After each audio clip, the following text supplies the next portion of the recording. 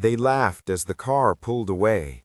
Laughter spilled from the back seat like a cruel wind, quick and small, swallowed by gravel and heat. The tires kicked up dust that clung to the hems of two old coats.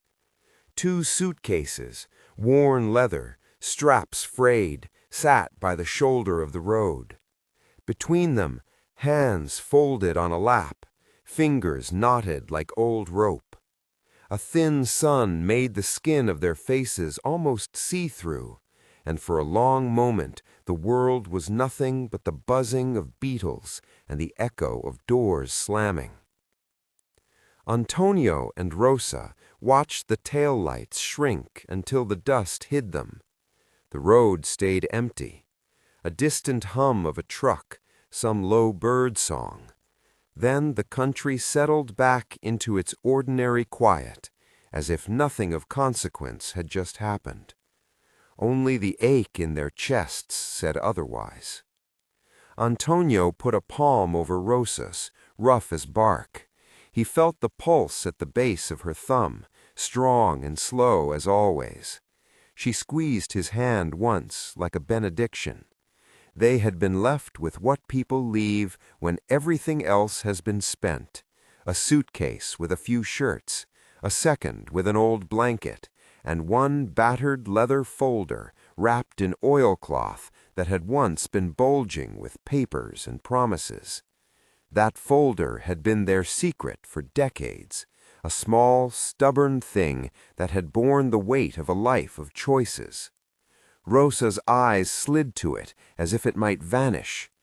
"We'll be fine," she said, the voice practiced and soft, not because she believed it yet, but because some truths needed to be said aloud before they could be understood. They stood at the edge of the highway like farm ghosts, two figures who had spent a lifetime building, fixing, and handing on. Their children had made a different kind of life: neat apartments, quick meals, bank numbers pasted to the back of their minds. That their children had laughed as they abandoned their parents, that was the thing that cut deeper than hunger or exposure. It was the betrayal of years of small, relentless service, the scaffolding set for others to climb, the weekend night shifts, the coins kept back to pay for a school book or the scarred stove. Somewhere in the background of Antônio's thoughts, a scene replayed, a sequence of small debts paid and decisions made. The day he had sold the old field, the one that had belonged to his father, so they could afford a roof over their heads when the floods took part of the house. The evening he had turned down an offer to move to the city because Rosa could not imagine leaving the place where she learned to sew. The night he had put an extra coin into a tin for a child's future, telling himself that the land could wait, the children would need something of their own. He had kept the folder because something in him was stubborn as a nail. A man of work and promises, he could not simply hand over what he hadn't yet made sure of.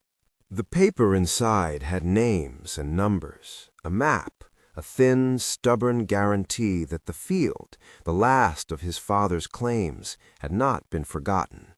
He would have registered it properly when things were calmer. He had told himself that dozens of times. Time, life, and the usual rust of days had pushed that plan further and further away. They walked toward the shade of a lone tree beside the road. A can of cold water, a thermos, a few biscuits, the kind of provisions a person carried for Sundays, lay in the suitcases. They ate in silence, each bite a small reclamation. The sun carved shadows onto their skin, and Rosa hummed under her breath, a tune from a time when dinners were all together and money was a borrowed word.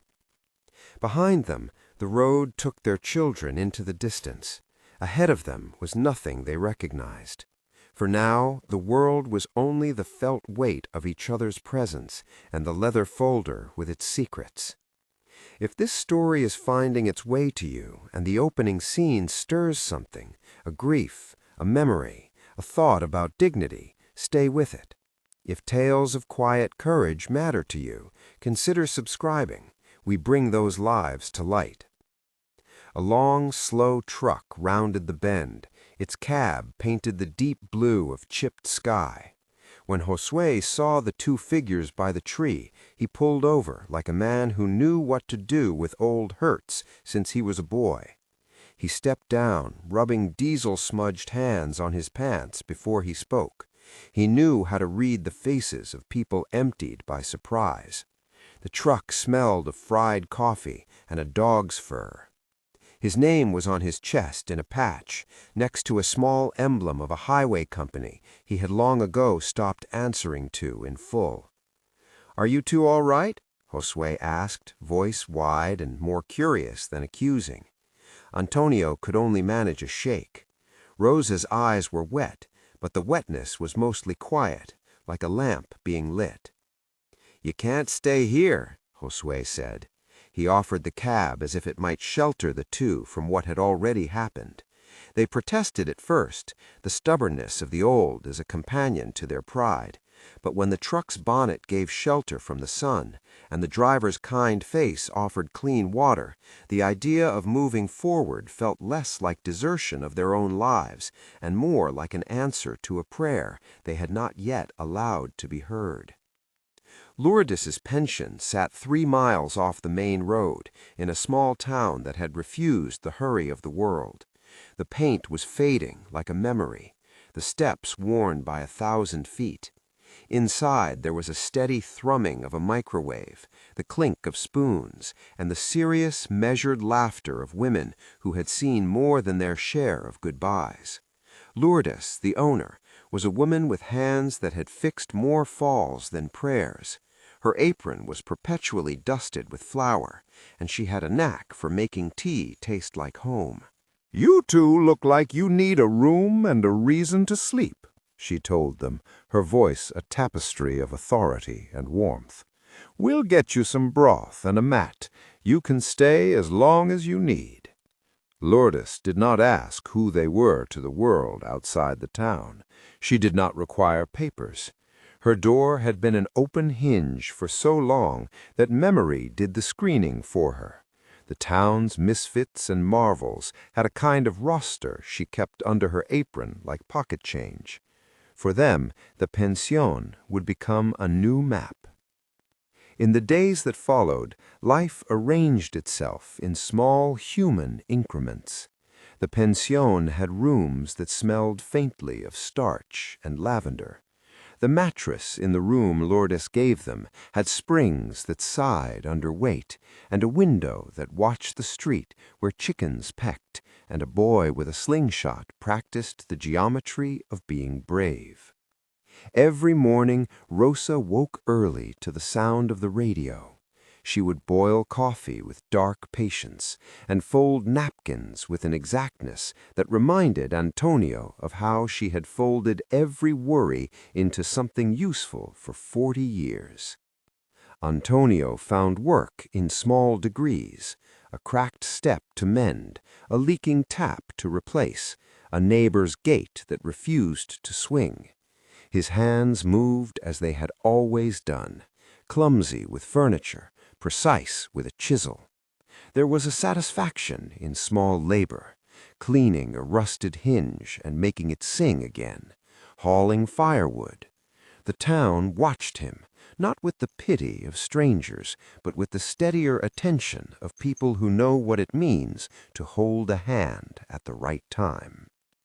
Daylight in the pension was a soft thing. Lunchtimes were long and full of conversation that wound around memories. There was Edilson, who worked washing plates and had a laugh that came out of him like a cough at first and then something richer. Jessica, who kept the beds made and had a daughter who explained the world to her with the blunt logic of a child. Paulinho, who fixed radios and told better stories than most newspapers. They offered shelter in the way a chorus offers a refrain, not loudly, but present and familiar. People come in pieces here, Lourdes said once while she swept the patio. "They leave better put together than they arrived. That's the trick." Antonio and Rosa learned the rhythms. In the evenings, after fixing a loose stair or two, Antonio would sit on the pension's back porch, hands on his knees, watching the horizon hold a sun like a coin. Rosa would bring a small cup of coffee and a slice of whatever cake Lourdes had made that week. They ate and traded the minor news of the town. It was a patchwork life, but it held them. The folder lived on the top shelf of a closet under a blanket. Antonio visited it sometimes in the night when sleep would not come. He traced the outline of the leather, remembering the way his father's voice had smoothed over older versions of the same map. It had been their plan, in a way. The land sideways the town, a small strip of earth that smelled like the grass of childhood and the sweat of honest worry. It was never much more than a promise, but promises, once made, learn to weigh on the soul. "Sell it when you need," his father had told him once, when the boy was 20 and foolish with his first debts. "But keep the paper. Some things are better kept than spent." Decades later, that instruction had nested in the leather folder, along with photographs, a map scribbled in pencil, and a notary seal that had once been bright, but had gone soft with time. Antonio had never felt like he belonged to the certainty of paperwork. Paper, to him, was a convenience and a burden. He had always believed in the sturdiness of work. A repaired roof will outlast a certificate by virtue of its repairs. But there were realities that a hand could not mend, and the folder was a small acknowledgment of that. As they settled into the pension, the town began to build little rituals around them. The baker on the corner, a man with fingers permanently stained with flour, would leave a loaf on the doorstep.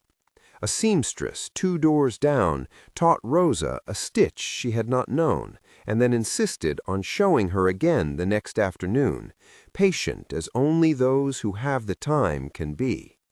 Josue dropped in sometimes, bringing news from the road, and a few coins he insisted would not take away any dignity. All the while, the secret of the folder slept in the closet, humming with what-ifs. The couple spoke of it only in fragments. Antonio would wheel a sentence out like a teacup at the end of a party, careful with the edges, afraid of its contents. Rosa would undo his hesitations with a look that had the power to make him admit things he would otherwise tuck away. "One day," he would say to her, "I'll take it to the lawyer. We'll see what can be done. Proper, clean, like you deserve."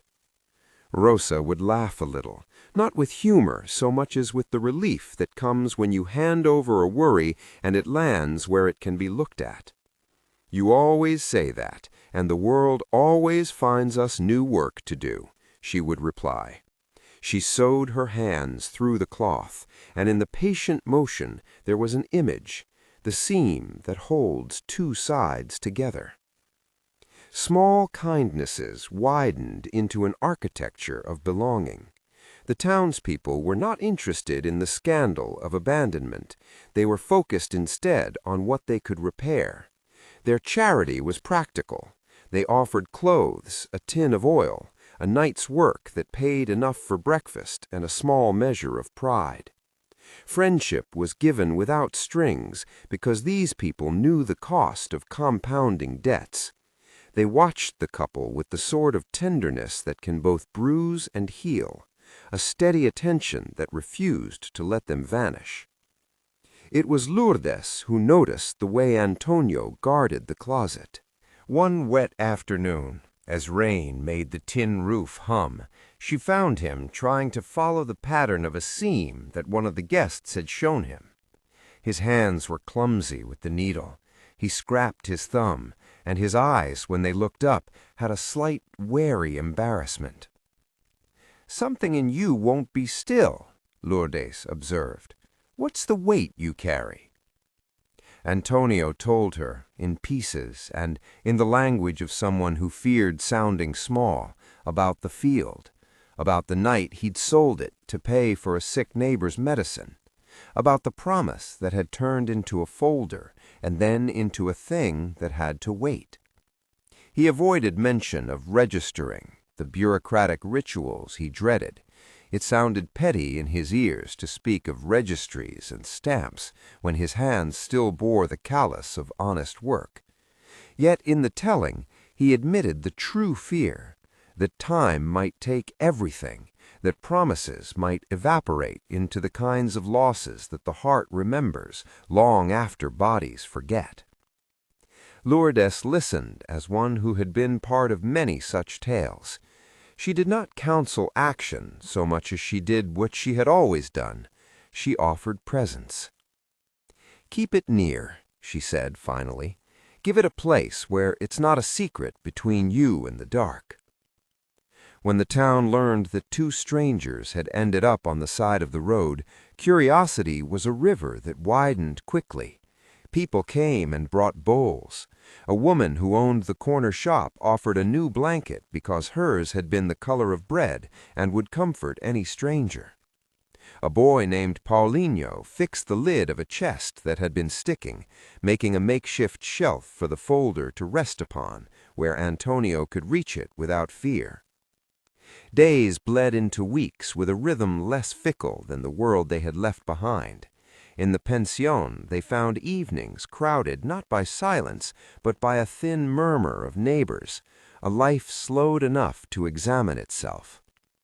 Rosa found solace in baking, taking a small job of rolling pastries for Lourdes, where her fingers could measure out time in dough and sugar. The smell of baking bread became an anchor. It stretched out across the yard and settled in the bones. Yet the folder waited like a thing with its own clock, its pulse both patient and urgent. Antonio would take it out sometimes and run his thumb along the map's folds. On the back of the map, a faint ink inscription read the name of the field and an address that had over time become less important in the practical sense, but more loaded in memory. The map had once marked a modest tract of pasture and what had been orchard. Over the years, squatting houses and small markets had sprouted like stubborn weeds along roads that had once been dirt cart paths. The town that had grown around the old fields had grown like a living thing, and there are things that grow in that kind of expansion, value among them, in a quiet and indifferent way. One evening, during a dinner of stew and bread, Edilson sat opposite Antonio and asked, "You ever gone back to see what's become of the old place?" Antonio looked up slowly, surprised by the directness. He had an old man's instinct to conceal hopes like fragile eggs. "No," he said. "Time did what it always does." "We could go," Paulinho offered, as if the offer itself might be a form of prayer. "I pass that way sometimes. I could take you." The offer lodged in Antonio like a splinter. The idea of stepping on his own soil again made his throat tighten. There was pride and fear braided together. Visiting meant confronting what they had chosen and what had chosen them. It also meant opening a door that, once opened, might not close in the way they expected. Weeks passed, and the town settled into its rhythm. The pension buzzed with small dramas. Life offered its trivialities, like a child tripping over a toy, and laughter following as a tide. The couple grew accustomed to a new kind of attention, less the anxious kind one gets from children who need proof, and more the patient kind that comes from those who have all the time in the world to watch someone mend. Then, one day, a man arrived who carried a business card the size of a promise. He was clean-shaven, with shoes that could tell a different story, and a name that slipped easily, Dr. Renato. He had been recommended by a cousin of Lourdes, who had called to say, "There's a lawyer who helps folks sometimes. He might look into papers. It won't cost much." In small towns, such introductions are often more like bridges than breaks, a way for people to cross a chasm that seems too wide alone. Dr. Renato sat in the pension's back room with a notepad and an impressed sort of curiosity. He smoothed the leather folder with the deferential care of someone who had learned that old things are often treasuries of quiet truth. He did not rush into technical language. He asked questions with a patience that felt kind of like generosity. "So you kept this all these years?" he asked, eyes moving over faded ink. Antonio nodded. He felt suddenly shy, as if he had been caught treasuring a child's drawing in the rain. Rosa rose from her chair and fussed at the hem of the tablecloth, the gesture a small attempt at normalcy. "It was all we had," she said, without sound of complaint. In her voice was only the memory of 1,000 small sacrifices, the kind that quietly stack up and form the architecture of a life. Dr. Renato did not make promises that sound like miracles. He spoke like a man who knew that paper had a stubborn truth, and that truth could be slow to arrive. "We'll see what the records say," he told them, but there was a flicker of interest, a light in his eye that suggested the map might not be as small as Antonio had been told. He took photographs of the map, as one photographs a relic, and made copies of the edges of the folder, the way the notary's stamp had faded. He asked for the names that appeared on the papers and traced them against a list he pulled from his briefcase. He walked the town's small distances with an urban patience that came from having clerked through many rooms of municipal records. He did not say the word worth, but his attention suggested that whatever lay on that strip of earth had taken on a life outside of their memories, a life that could be measured in numbers, officials, and a different kind of anxiety. That night, when the pension had quieted to the sound of crickets, Antonio sat on the stoop and let the folder rest on his knees. The wind moved the palm of a nearby tree. He could hear Rosa inside, setting a cup to cool. He had not told her everything of what Dr. Renato had said. There were things in a man's mouth that can sound like boasting if repeated too early. But his heart had swelled in a way that felt foreign and almost indecent.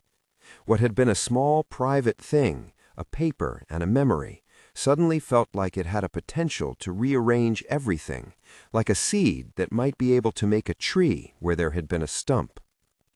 He thought of the children who had driven away and laughed, the ease with which they had shaken him off the way one shakes dust from a coat. He thought of Rosa, who had sewn the hems of his pride into something tender. He thought of the pension, of the people who had offered them a place to be seen. A very human reckoning, not with laws, but with old debts and new choices, began to hum in his chest. That hum disturbed his sleep. He took the folder to his bedside and opened it slowly, the way one opens a book that might contain a page that will change the story. The map lay there, and the notary stamp, and a small note in his father's hand, "Keep until needed." He found, tucked under the oilcloth, 3 small envelopes. He had written them years earlier for reasons that had seemed then pure practicality, future drafts of the life he imagined for his children, little letters that explained the land and how it was to be used. He had never sealed them. They had lived in the margins of his life like provisional promises. Antonio had always meant to give these to his children in full measure, to let them walk into the world carrying some piece of his labor. But now the stale of the thing felt different. If the land had indeed become more valuable, if a town had risen on the bones of what had once been pasture, then what he did with the proceeds would announce in the loudest voice he had ever used the values he had spoken with his hands for decades. He imagined conversations he had not yet had, a meeting in the pension where the town would sit careful and watch as he made decisions. He imagined the return of the children with their apologies and their brief rehearsed grief. He imagined, too, the temptation to respond in measure for measure, to return their cruelty with something cold and punitive. The thought made him shake his head. The old rhythms of his life, of belonging and work, taught him something else, that justice could be present without being a hunting of bones, that dignity was a work of generosity as much as a demand. Rosa found him awake and smelling of leather. She sat at the edge of the bed and took the folder from his lap without asking. Her fingers moved over the paper with a tenderness he had seen all his life. She read the names, the lines, the notes his father had left, and then she looked up at him with a light in her eyes that made him think of sunrise after a storm. "You kept it for them," she said, not a question. Her voice held an old ache and also a readiness. "We chose to keep hope, Antonio." He felt something in his chest loosen and strangely settle. It was not relief so much as a quiet alignment, an understanding that the world had placed him on a new kind of threshold. There was a way of handling this that would not be dictated by the heat of the moment or the sting of betrayal, but by a steadier moral logic, one that would honor a life of work and the dignity of those who had offered shelter in a time of loss. They decided, together and without fanfare, to allow Dr. Renato to look further, not because they sought fortune, but because they wanted clarity. There is a difference, and in that difference a moral compass steadied itself. When Dr. Renato returned a week later with a slip of paper from a municipal office and a furrow in his brow, the pension seemed to hold its breath. He laid the new documents on the kitchen table where the light came in like a ribbon. He moved a cup aside with hands that respected the gravity of what he held. He did not yet say the numbers aloud. The town, in its small way, listened as if to a bell. "There are developments," he said at last, carefully. "The area has been reorganized in the last 15 years. Where this map once marked a simple lot, there is now infrastructure. It isn't just memory anymore." Antonio's stomach went cold and then warm in quick succession. He had imagined many outcomes, loss, obscurity, theft, but the possibility of value smelled to him like something he had no language for. Rosa squeezed his hand, grounding him. "What does it mean?" she asked. Dr. Renato folded his hands. He was careful and humane. He said slowly, "It means," he said slowly, "that this parcel might have more significance than you believed. There are ways to proceed. There are buyers who have been watching expansions like this. There are, as you know, many steps between what is a paper and what is money." The words hung there, not yet a resolution, but a disturbance that promised change. It was the first time in months that their lives had the shape of possibility again, and that possibility arrived with the cold, strange light of things that are measured in digits and not in hours worked. Outside, in the town, a child kicked a can down the street, and the sound of it was a small, ordinary punctuation to a night that suddenly felt more complicated. Antonio opened his mouth to say something about the work he had always done, about lending a hand to the people who had given him a bed and breakfast, and then closed it. For the first time since the world had narrowed to 2 suitcases on a road, he felt the presence of choice, heavy and good. They went to bed that night with the folder between them and a silence that was less a void than a patient conversation. It was as though the map had reset their calendar. They understood that whatever might follow, the return of the children, the stirring of the town, the calls from strangers who smelled of contracts and clipped speech, would test them. It would ask them to weigh dollars against dignity, lawyers against love. The folder had always been meant to keep a promise. Now it might make a promise differently than either of them had expected. Outside, the sky leaned into a black that had learned its stars. The pension hummed softly. In the quiet, the town seemed to hold its breath, waiting to see what would be done with the weight of a life given back to itself. The town kept breathing through the weeks like a patient who had learned new rhythms. Dr. Renato moved with a steady, careful pace through the offices that hold small civic histories, the municipal records room with its quiet clerks, the registry where someone always seemed to be measuring the world by hand, The map bureau, where an old woman in a blue sweater stamped things with the deadpan air of someone who has long ago seen hope and profit sit at the same table. Antonio walked with him on some of those visits.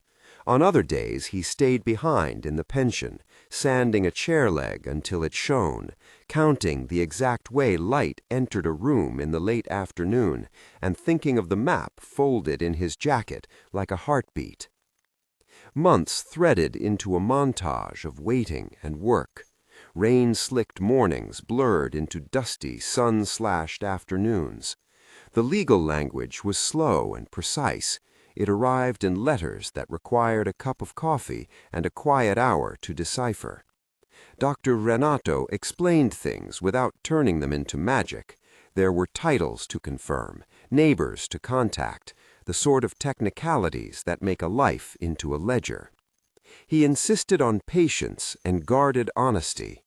"We will do what we must," he said more than once, "and we will do it in a way that respects what you have kept." He never promised sudden fortune. He did, however, promise effort, and in a town like that, the promise of effort is often the more valuable commodity. While the paperwork advanced, the pension throbbed with its own small projects. Antonio repaired a porch swing that had been creaking a complaint for years. Rosa taught Jessica how to hem a curtain in a way that made the fabric look deliberate, as if every stitch remembered why it existed. Edelson began laying a small garden behind the pension, marking a plot where vegetables could feed more than 2 mouths.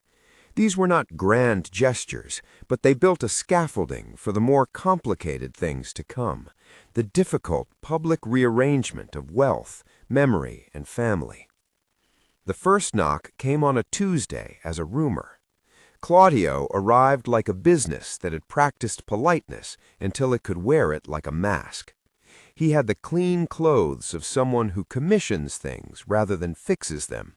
His voice was honey-smoothed into negotiation.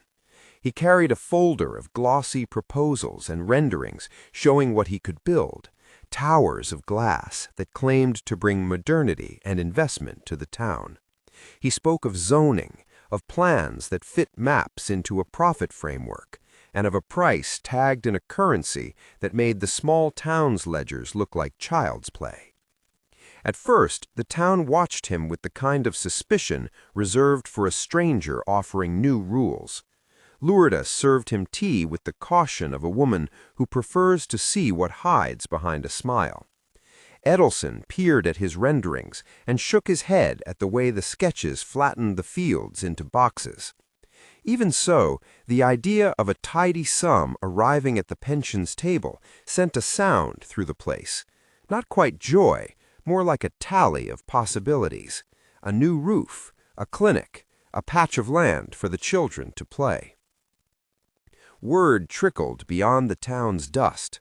A local radio host who enjoyed moralizing about small-town tales mentioned the couple who had been left on the road. In a week, the story threaded into the curiosity of the county. The station ran a brief report. They were abandoned, and now the old documents might be worth much more than anyone expected, the host said, not unkindly, but with the hunger of someone who measures stories in listener numbers. The headline arrived with a small ferocity. Abandoned couple may hold valuable parcel. The children, when they heard, reacted like a branch stirred by wind. Marcelo called first. His voice had the clipped, efficient cadence of a man who manages numbers for a living. He said the things that people say who believe guilt can be smoothed by speech. He regretted and spoke of obligations and how he had been caught up with deadlines and had misread his life's priorities. He asked for a meeting. Bruno came with a similar register, the accents of someone who had started a company and learned to treat relationships as transactions. Patricia's message arrived as a blur of text and then a call, as if affection could be reconstituted by volume. The first return of a child to the pension was not triumphant. It came as someone knocking on a door with the awkwardness of a man who has rehearsed humility alone in the mirror. Marcello arrived with a face that sought pardon and a small box of pastries that smelled of an urban bakery. He had aged into the look of someone who managed other people's crises, but avoided his own. Viviani, Marcello's wife, came separately. She was a quiet person, whose hands betrayed a habit of holding rather than letting go. She had, quietly and without fanfare, tried to bridge the distance that opened between the children and their parents. Bruno arrived later, more contained. Patricia accompanied him for a short time, eyes downcast. Their return unloosed not a single emotion, but a quiet knot of many: guilt, fear, hunger, memory. They saw Antônio and Rosa not as the faded pictures they might have kept in a wallet, but as people who had lived outside their daily orbit, with skin that reflected decades of work and hands that still bore the marks of honest labor. There were apologies, there were explanations wrapped in the language of overwhelm and duty. There were also the precise scans of what they might lose if the parcel truly translated into money. Antônio met them in the pension's common room. He stood small, not diminished, but contained, the posture of a man who had faced storms and found a new horizon. His hands were steady. His face had the softness of someone who had learned that rage is a poor cartographer for a life one must still live. "I don't believe laughter unmade you," he told them plainly, not with venom, but with clarity that measured every syllable. "You made other choices. That's on you." The room folded around his words like a sheet. The children heard, and in the hearing they met a judgment that was neither bloodless law nor theatrical revenge. It was the simple gravity of consequence. But there were letters to read, and these would be weightier than words flung into the air. Antônio had, as the months had gone, read and rewritten in his head what would come from his pen. He had sat at the table and mapped each child's life against what he had watched them become. He had written slender pages that were not injunctions, but accounts, memory, record, and a set of instructions born not of law, but of conscience. The letters had been sealed long before the trip to the pension's bench. They were not a trap, they were a promise. An old man's attempt to speak in a language his children might still understand. When he read them aloud in the pension, the room was a held thing. He read first to Marcello, and his voice kept its reserve, but contained an ache like wind against roof tiles. In Marcello's letter, Antônio recounted the nights he had spent patching a roof so a little boy could sleep without the drip of rain, the time he had bagged dollars to help fix a sister's tooth, the days of work that had given the children more than money, the steady, stubborn example of doing. He described his disappointment without performing it, and then explained plainly that the decision about the land would not be a private giveaway to those who had chosen to leave them on the road. He offered instead a path of restitution, opportunities for reconciliation that required acts rather than mere words, an invitation to participate in community projects that would require sweat and not just signatures. To Bruno, he spoke of responsibility and the quiet cost of convenience.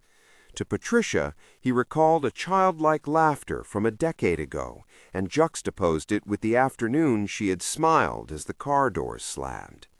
Each letter bore memory and a measure. They were neither curses nor blessings. They were the ledger of a life, and he read them as someone settling accounts with the truth. There were tears. There were red cheeks of shame.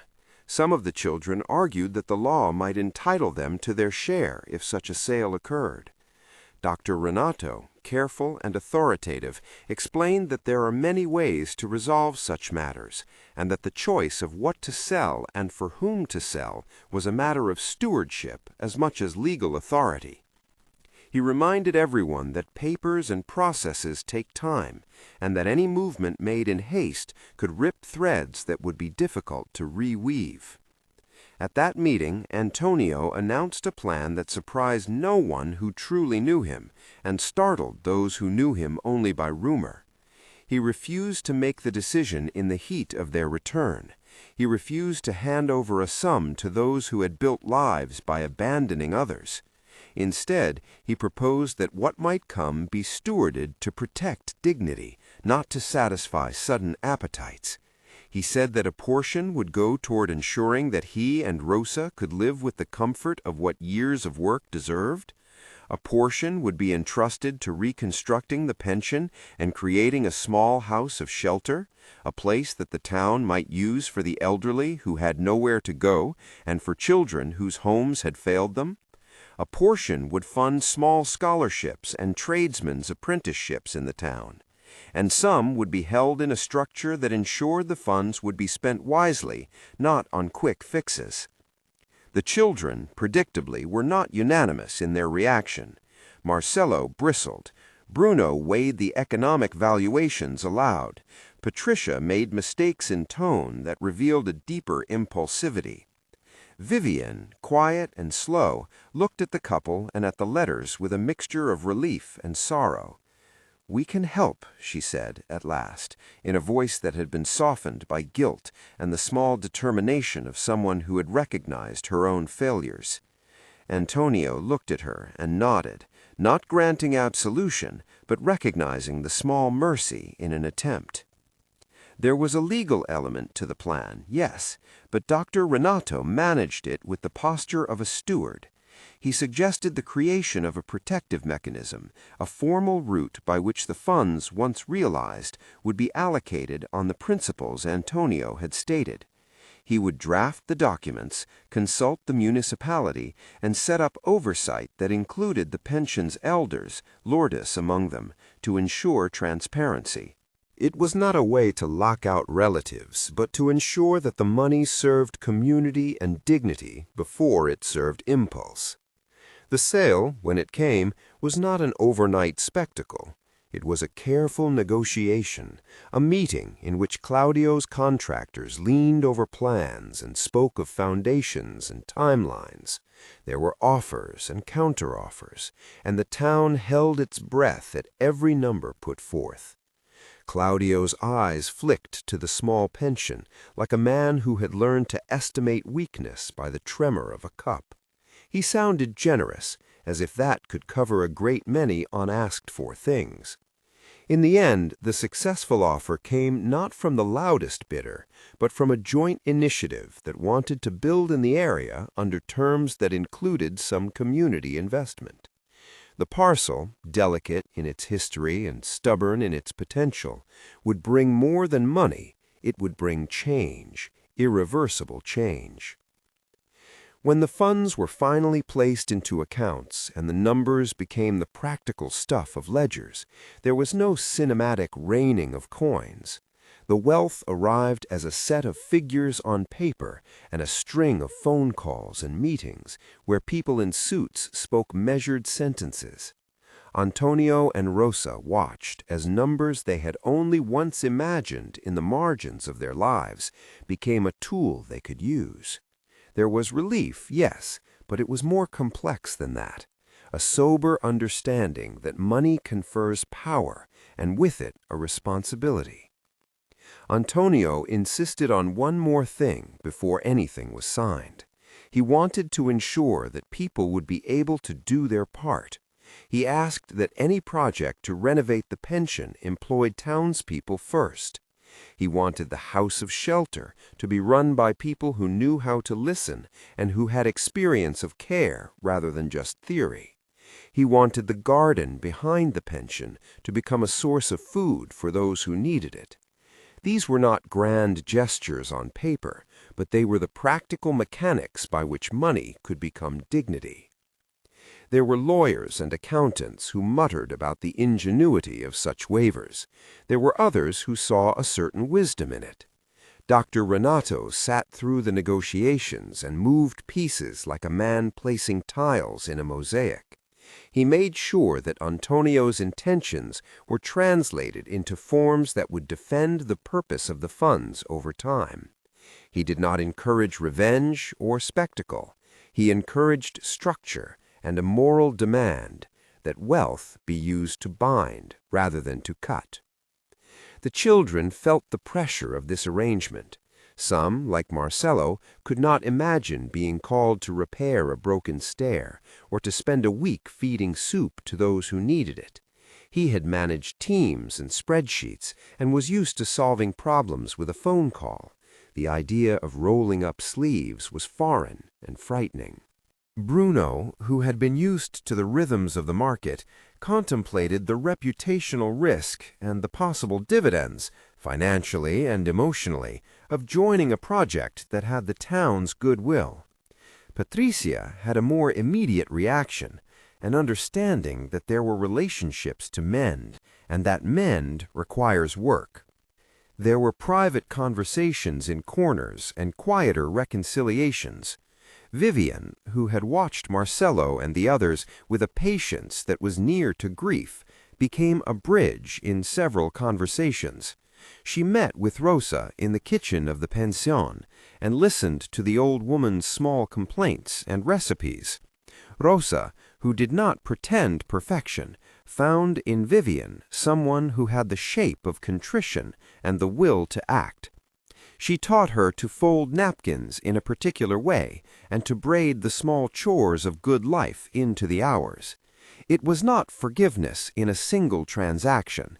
It was a long, careful knitting together, a series of acts that might build trust again.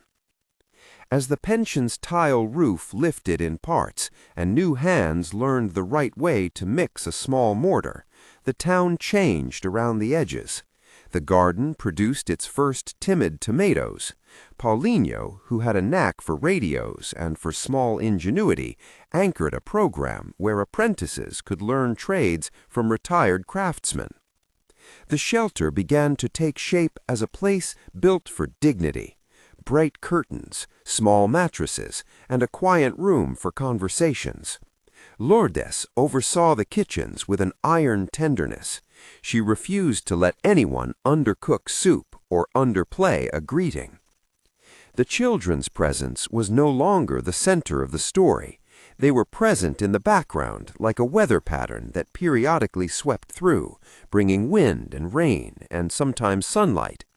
They came to meetings, argued, apologized, tried to negotiate. Marcello offered to fund a wing of the shelter in exchange for a seat at a council meeting. Paulinho proposed a micro-loan program for local entrepreneurs, as if investment could be the same thing as reconciliation. Antonio listened to each of these efforts with the wary patience of a man who had learned that some gifts arrive with strings that are not spoken aloud. Inside the pension, life reassembled itself on new foundations. The shelter welcomed a woman who had nowhere to go after a daughter's wedding went wrong. It hosted a man who had been left by his company when he turned 60 and needed a place to learn new ways to make a living. The projects were imperfect at first. There were arguments over paint colors and scheduling. But there was a rhythm that grew from these minor conflicts, people learning to assume good faith in the face of irritation. It was, in many ways, the quiet work of a community inventing itself. There were also harder moments. The children, embarrassed and resentful in different measures, tried several times to demand access to the funds or to influence decisions by playing the old scripts of entitlement and kinship. Antonio, wise to the old patterns, refused to be manipulated by tears performed for effect. He insisted on accountability meetings, on the involvement of the pension's elders, on regular reporting of how funds were spent. He wanted the money to produce tangible, measurable dignity rather than temporary performances of generosity. A scene that stayed with the town happened one evening when a neighbor, who'd watched the initial scandal from a distance, arrived with a contrite apology. He had once spread a rumor about the couple that made the children feel justified in their cruelty. He confessed that his gossip had been a match in dry grass. He had come with a small check and an offer to help with the shelter. Antonio accepted neither the check nor the performative absolution. Instead, he asked the man to spend a week repairing the fences in the community garden. The man, red-faced and humbled, worked in silence. His labor became the apology, not the money. That was the kind of accounting Antonio had set as precedent, restitution that looked like labor and commitment, not swift purchases. There were people who called the decisions naive, and others who called them inspired. The town itself became the arbiter to a degree.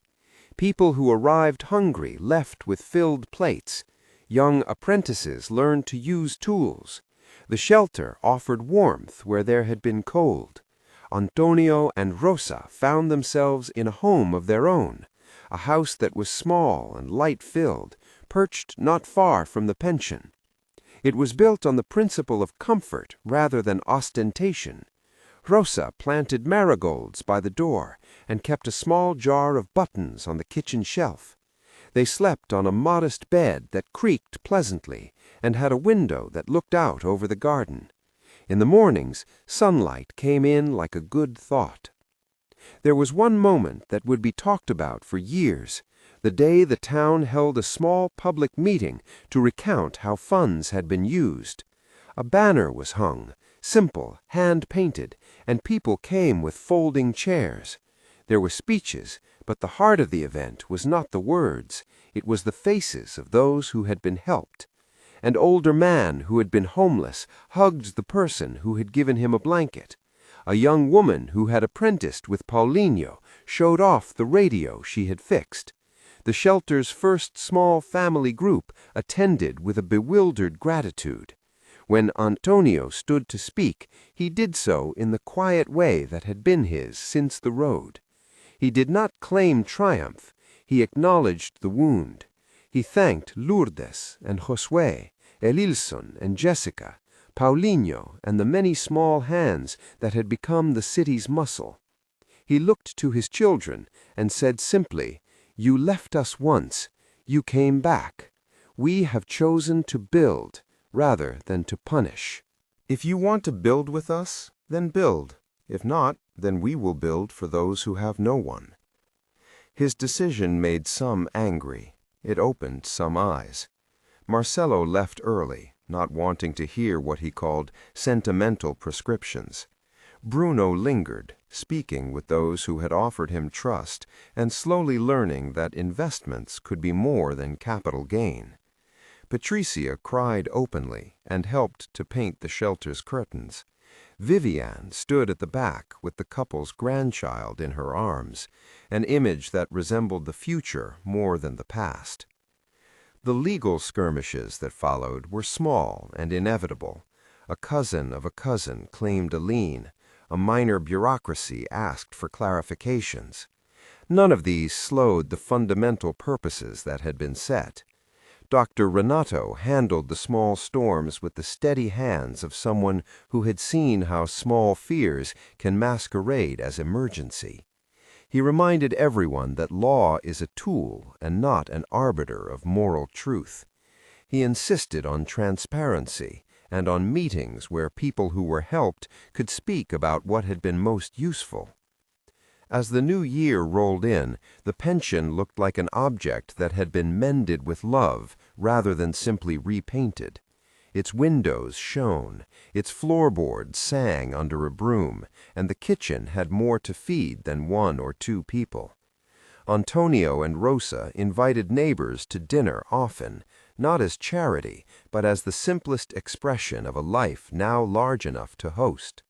They had a room in their house where letters were kept and where photographs of younger selves still smiled with the stubborn affection of decades past. There were quieter rewards that the town gave back. Children who had once been indifferent now came to help bring in a harvest. A radio station aired a short program about the shelter and its success in training apprentices. A small school reached out, asking if they could use the shelter's list of tradesmen to design a vocational visit. These were not enormous triumphs, but they knit small, useful threads into the fabric of everyday living. A late arrival brought more complicated emotion. One afternoon, Vivian approached the couple with the little boy, a grandson that neither Antonio nor Rosa had expected to see again so soon. He held a toy that rattled and had in his smallness the effortless loyalty of a child. Vivian's hands were steady. She had come to offer a part of herself she had once refused to muster. There was a tenderness in the way Rosa took the child and felt fingers against the back of her hand like a seam. The reunion was gentle, not cinematic, but it carried with it a note of possibility. Relationships can be rethreaded, though the pattern will never be the same. Antonio watched a small sun move across the curtains as he listened to the child ramble about colors. He felt a folding in his chest, not complete mending, but a softening. He had made decisions that insisted on dignity for those who had none, and on accountability for those who had once chosen to leave. The children's arrival had taught him about limits, limits to tolerance and bounds to trust. He had not set out to punish, he had set out to reorder priorities. He had given some of his wealth to those who had tended him in the time of his abandonment, and he had given the rest to a broader good that would outlast the moment. In the final months of the narrative, the town welcomed a small group of volunteers who came to study the shelter as a model. They asked questions about governance and about the moral calculus of giving. Antonio would speak honestly. Money does not heal every wound. It can, however, create a field in which healing might take root. You need hands first, he would say, and then you use the money to make those hands work easier. It was a practical philosophy, lived out in repairs, in meals, in the apprenticeship program that had unexpectedly become a local engine. There were late nights when he and Rosa walked the perimeter of their small house and counted stars. They had the discreet joy of people who had built something modest and true. They had enough. More than that, they had chosen a way to make their remaining years meaningful not only to themselves, but to others who had none. They had decided to let the town become their family in ways they had never imagined when they were young and busy building a future for their sons and daughters. When the story came, finally, to a kind of public rest, there was a small editorial in the regional paper that said with the calm of someone who had read many human scripts, they were laughed at, they were left in the dust. But what followed was not revenge, it was a reweaving of a community. The reporter had found in the pension a dozen small instances of generosity and had chosen them like notes in a hymn. There were those in the town who still carried the shape of anger toward the children. Some said the couple had been too soft. Others said they had been too clever. Antonio, when asked about his choices, would shrug in a way that was no longer defensive. "I learned how to work with my hands a long time ago," he would say. "Now I must learn how to work with my heart in the same way. Care is a craft, too." On a bright morning, perhaps a year from the day they had been left by the road, the town gathered for a small celebration of the shelter's opening and for a meal that Lourdes had overseen like a general at her table. The children attended in different manners. Marcelo accepted a formal invitation and stood awkwardly at the side, watching people he had once considered background now be the ones to whom he owed his call.